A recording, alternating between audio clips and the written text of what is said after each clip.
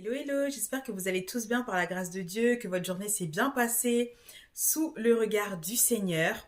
Jésus vous aime, n'oubliez pas cela.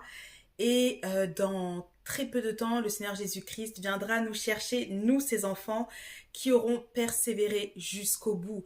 Ceux qui se seront, abstenus des œuvres de la chair. Ceux qui auront combattu le bon combat jusqu'au bout. Ceux qui marcheront dans la sanctification, dans la consécration, qui marchent avec le Saint-Esprit. Le Seigneur Jésus dit dans sa parole, déjà vous êtes purs à cause de la parole que je vous ai annoncée. Le Seigneur veut seulement que nous soyons purifiés de toute souillure par l'œuvre de la croix, son sang qui a coulé sur la croix, la Sainte Seine, rappel de la mort de Jésus-Christ sur la croix, la lecture de la parole qui nous purifie, la présence du Saint-Esprit. Tout est fait pour que nous puissions marcher dans la sainteté et dans la pureté. Et c'est possible avec le Seigneur. Mais n'oubliez pas, qu'est-ce que Dieu a dit? Il a dit, si vous m'aimez, pratiquez mes commandements. Pratiquez mes commandements. Et qu'est-ce qu'il a dit aussi? Aimez-vous les uns les autres. C'est à cela que l'on verra que vous êtes mes disciples. L'ennemi est là pour mettre de la division partout. Que Dieu nous donne la sagesse et l'amour nécessaire afin que nous ne soyons pas divisés. Il y a une différence entre la séparation et la division, ce n'est pas pareil. La séparation vient de Dieu, la division vient du diable. Ce n'est pas pareil. Si on regarde avec nos yeux physiques, on se dira, non, c'est la division. Non, non, non. Lorsque Abraham s'est séparé de Lot, c'était la séparation. Vous voyez? Donc, marchons par l'esprit afin de pouvoir comprendre ce que l'Esprit de Dieu est en train de nous dire. Vraiment, battons-nous pour que nous puissions être enlevés avec le Seigneur Jésus-Christ à son retour. Parce que ce qui se passera sur la terre après l'enlèvement de l'Église, ce sera la catastrophe. La Bible en parle.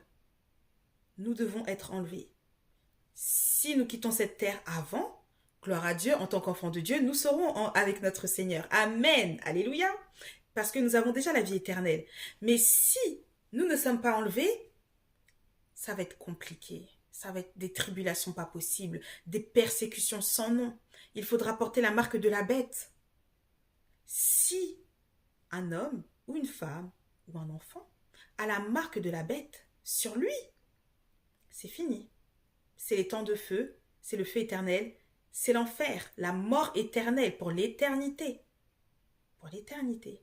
Donc vraiment, comme le dit le Seigneur, sauvez-vous de cette génération perverse et méchante. Criez à Dieu, il est là, il est là, il est près de tous ceux qui le cherchent, il est près de tous ceux qui l'invoquent. Et gloire à Dieu, le Seigneur continue à se manifester dans les vies. Il continue à manifester sa présence, à parler. Il parle. Il envoie ses anges, il envoie son armée. Alléluia. Il ne nous laisse pas seuls. Mais faites toujours le bon choix. Vraiment, laissons-nous tous conduire par le Saint-Esprit. Soyons attentifs à ces mises en garde. Dieu nous parle tantôt d'une manière, tantôt d'une autre. Mais lorsque nous comprenons que Dieu nous a donné une direction, suivons-la. Parce que si nous ne suivons pas la direction que Dieu nous a donnée, alors cela veut dire que nous sommes plus intelligents, ok? Ou plus spirituels que Dieu lui-même. Non. Si Dieu a parlé et que nous savons que c'est Dieu qui nous a parlé, faisons-lui confiance. Même si nous n'avons pas encore vu ce que Dieu nous a montré, faisons-lui confiance et allons jusqu'au bout. Ainsi, nous ferons la différence. Et même ceux nos détracteurs diront, j'avoue, oui.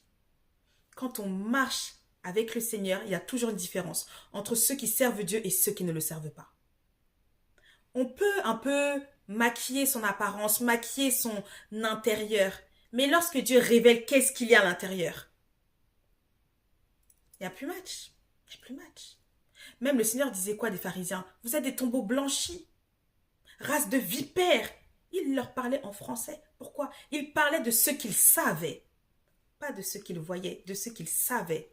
Et c'est ce que le Seigneur fait. Il nous dit ce qu'il sait selon les situations. Marchons par l'esprit et nous n'accomplirons pas les œuvres de la chair. Que Dieu vous bénisse. Que Dieu vous bénisse, que Dieu vous garde, que Dieu vous protège. Et si vous avez des péchés qui sont attachés à vous, vous savez que dans le nom de Jésus-Christ, le diable s'enfuit. Mais le Seigneur dit que mon peuple périt par manque de connaissance. Lisons et méditons la parole de Dieu, pas par nous-mêmes. mais avec le Seigneur, et ça fera toujours, toujours la différence. Criez à Dieu et il répondra parce qu'il est là. Lorsque nous avons donné notre vie à Christ, la Bible dit quoi? Le Saint-Esprit vient habiter en nous. Nous ne sommes plus jamais seuls. Et concernant la dépendance affective, plus nous sommes remplis de Dieu, plus nous comprenons que Christ nous suffit, et moins le diable peut nous attraper comme ça, moins le diable peut nous attaquer comme ça. Vous voyez un peu? Et moins on tombera dans les ruses du diable. Donc oui, Christ nous suffit, mais ce sera par la présence du Saint-Esprit, la plénitude du Seigneur, le fait d'être ses amis, ses intimes, de lui parler tout le temps. Vous verrez que vous ne tomberez plus dans des mauvaises relations, dans des relations toxiques. Non, ça ne vous intéressera même plus. Et vous laisserez Dieu vous conduire tranquillement dans votre mariage. Parce que c'est quand même aussi ça. Hein? Le Seigneur dit, il n'est pas bon que l'homme soit seul. Donc c'est réel. Mais au temps de Dieu, ne précipitons pas la volonté du Seigneur pour nos vies. Parce que c'est comme ça aussi que beaucoup se sont perdus. C'est comme ça aussi que beaucoup sont devenus tièdes. Et le Seigneur dit quoi? Puisses-tu être froid ou bouillant? Mais parce que tu es tiède, je te vomirai de ma bouche. Personne ne va entendre cela de la voix du Père. Marchons par l'Esprit et nous n'accomplirons pas les œuvres de la chair, les œuvres du diable.